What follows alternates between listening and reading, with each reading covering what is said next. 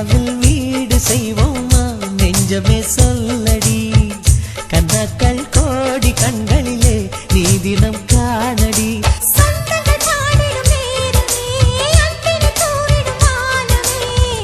குடும்பம் குடும்பம் சிரிக்கும் நாளடி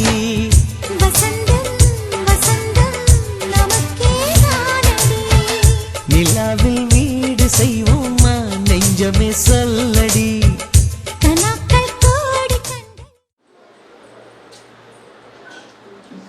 தந்தை மகன் தூய ஆவியின் பெயராலே ஆண்டவர் உங்களோடு இருப்பாராக.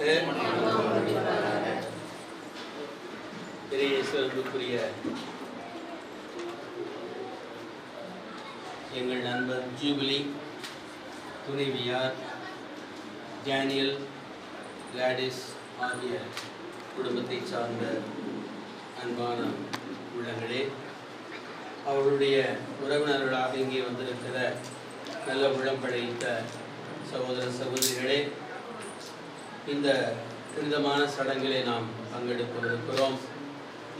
அந்த சடங்கை ஆரம்பிப்பதற்கு முன் டேனியல் கிளாடிஸ் அவர்களை நான் உளமாற பாராட்ட விரும்புகிறேன். ஏனென்றால் இறைவன் அவர்களுக்கு அரிய பெரிய கொடைகளை கொடுத்திருக்கிறார், நல்ல திறமைகளையும் கொடுத்திருக்கிறார், அதே சமயத்தில் நல்ல மனதையும் கொடுத்திருக்கிறார்.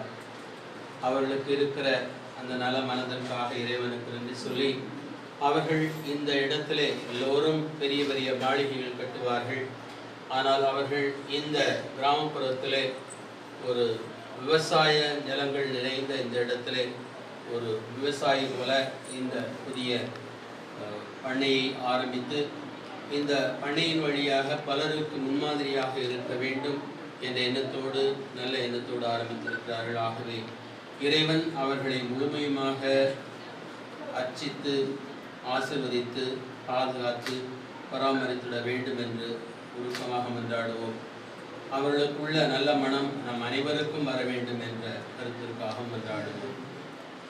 அனைத்தையும் படைத்து ஆளும் இறைவா, நீர் என்றும் எல்லாராலும் போற்றப்படுவீராக.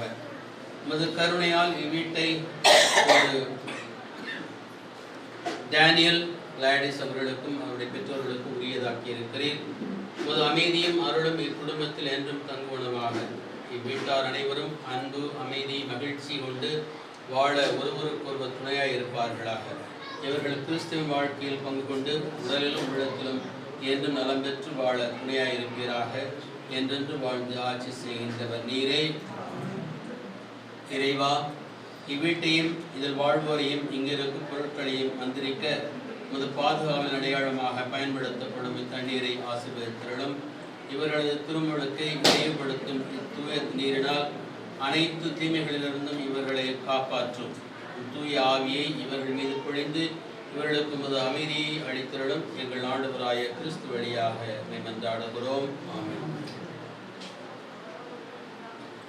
நற்செய்தியிலிருந்து வாசகம். யோவான் எழுதிய நற்செய்தி பிரிவு 1 பிரிவு 14 இறைச்சொற்றல்கள் 12 தொடங்கி 21 முடிய. அந்நாட்களில் இயேசு கூறியதாவது: நான் செய்யும் செயல்களை என்னிடம் நம்பிக்கை கொள்பவரும் செய்வார். ஏன் அவற்றையும் விட பெரியவற்றையும் செய்வார். ஏனெனில் நான் தந்தையிடம் போகிறேன் என உறுதியாக உங்களுக்கு சொல்கிறேன். நீங்கள் என் பெயரால் கேட்பதையெல்லாம் நான் செய்வேன். இவ்வாறு தந்தை தன் மகன் வழியாய் மாட்சி பெறுவார். நீங்கள் என் பெயரால் எதை கேட்டாலும் செய்வேன். நீங்கள் என் மீது அன்பு கொண்டிருந்தால் என் கட்டளைகளை கடைபிடிப்பீர்கள்.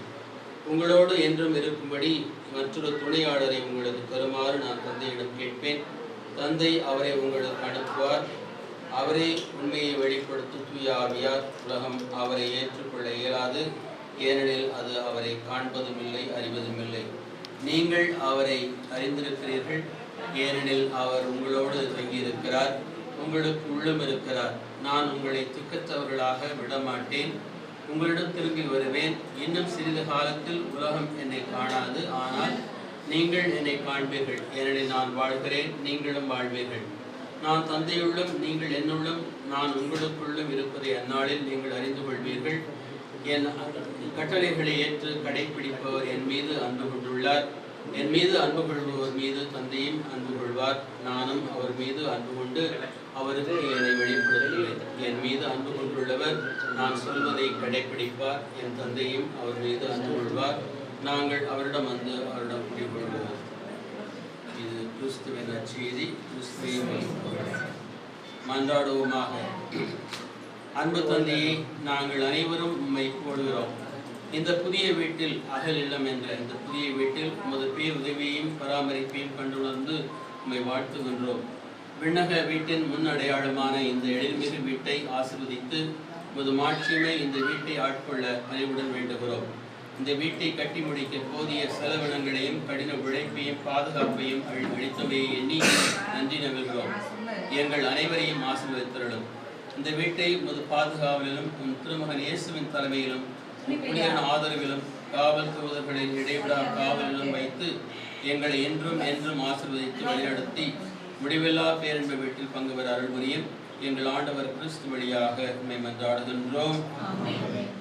நாம் மீட்பர் இயேசு கிறிஸ்து நமக்கு கற்பித்தவாறு நம்முடைய பரமத்தையை நோக்கி உருக்கமுடன் மன்றாடுவோம்.